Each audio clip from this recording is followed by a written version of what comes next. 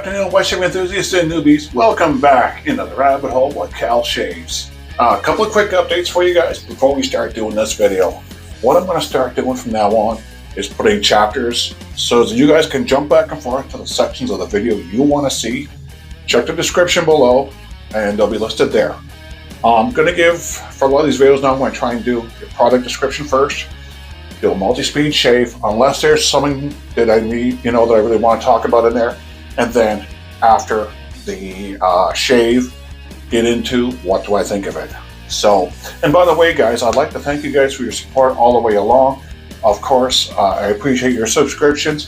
Hit the notifications button and you'll find out when I upload new videos. I've got a whole bunch in the works right now planned and just getting geared up as I have time. So anyway, so without further ado, let's get into this video.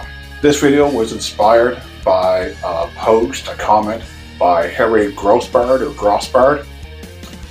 Recently I picked up a bunch of Shavettes, and this is one of the ones I picked up from Amazon West for $10 USD. If you want to see how you load these razors, check out this video right here. I explain it. So, got that. I always soak a new razor in a barbicide solution before I use it.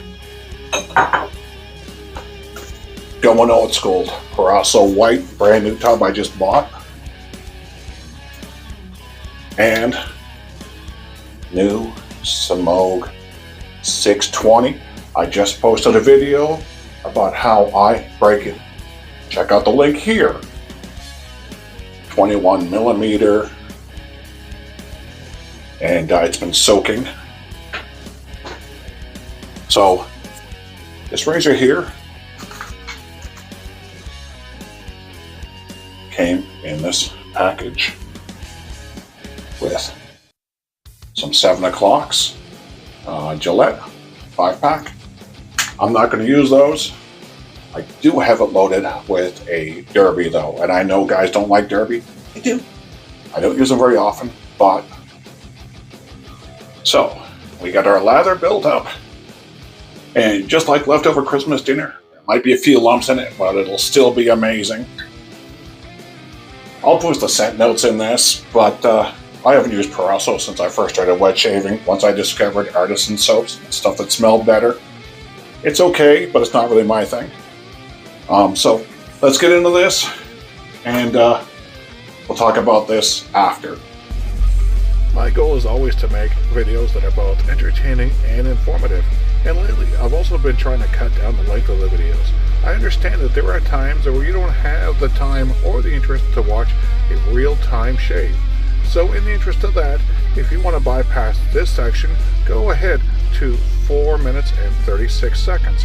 But if you're interested in seeing this shave in abridged version in real time, click on the link down below in the description and it'll take you to a YouTube video that I've uploaded showing just this. I am just a common guy. I'm just a long haul trucker. I don't specialize and I'm not an expert in anything. I'm just sharing my love of wet shaving and the various other hobbies that it's gotten me into. Hopefully you'll learn a little bit from my technique, and if you feel like it, critique me. Maybe there's something that I'm doing wrong. Also here you'll see where I use a technique from Matt Pasarczyk. I'll link his video where he shows about how he shapes around his goatee, which I've been using lately in my videos as well, and I find I'm able to get crisper edges around my goatee. As a discussionary topic, how do you guys do it? Do you guys use a Shavette? Do you use a DE? How do you guys shape around your mustaches and your goatees?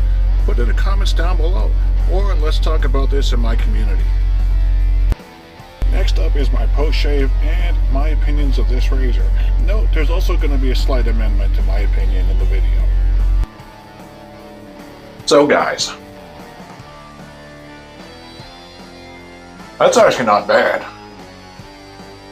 I would call that a strong DFS. Alum test.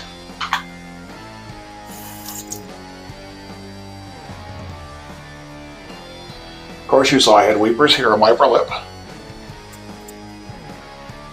Understandably there's burn there.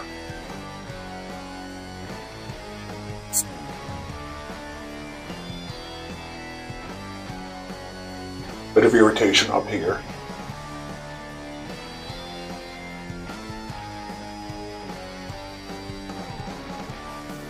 Overall though, other than that spot there, that's not bad at all. So, give it a pat off.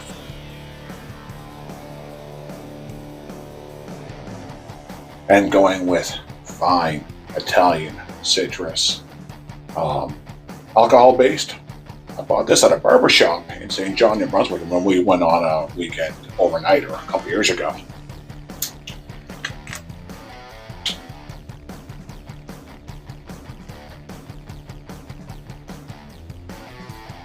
Old school flow reducer on there.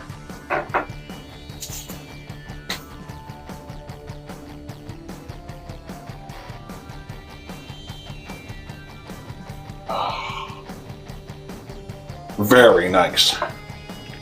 So, what do I think? It's short. Takes some getting used to if you're used to a regular size Shavette or a straight razor. The monkey tail, I've got big hands, but the monkey tail is very short. I would like something a little bit longer, a little less curved.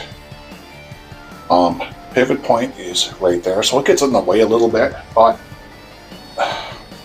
it's a little unwieldy until you get used to it. I mean, a couple more shaves with it, I'd get used to it, but first time round, you're used to something which is significantly longer, a little unwieldy. But overall, and even with a derby, yeah, that was a damn fine shave. Can't complain. Hey guys, just a final word on this razor.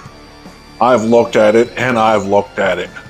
The blade exposure is off. I don't know if it's got material built up around the nubs or what, but the interior edge of that blade sticks up further than the outside edge. So again, it's only a $10 razor, so I don't know if that's what caused these scratches or not. But again, for $10, it's okay.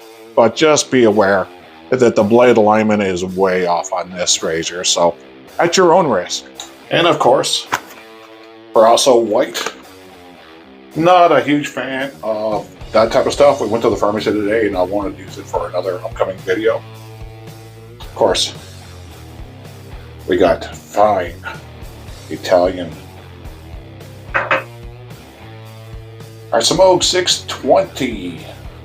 And watch a video about how I break these and expedite the process. As always, our Thirsty Badger Lather Bowl, Jared Francais out of Western Canada, gets used on almost every video. Love it. Anyway, guys, let me know what you think. Leave your comments down below. If you have suggestions, let me know what you think. So, anyway, we'll see you guys in the next video. You guys take care. Bye-bye.